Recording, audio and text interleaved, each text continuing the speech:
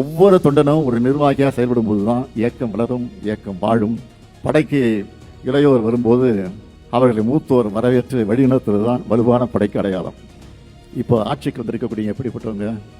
மக்களுக்கு உழைக்காம, போராட்டம் நடத்தாம, கொள்கை இல்லாம, நிர்வாக கட்டமைப்பு இல்லாம ஆட்சிக்கு வந்திருக்கிறாங்க.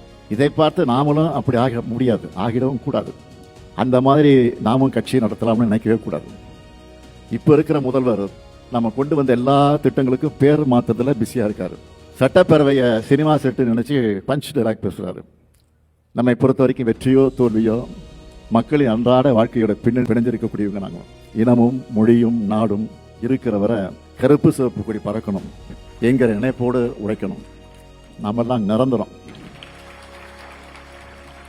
நாம போர் அடிக்குதுன்னு சொல்லி அரசியலுக்கு வந்தவங்க இல்லை, போராட வந்தவங்க. கம் பேக் கொடுக்கறதுல நாம தான் ஸ்பெஷலிஸ்ட்.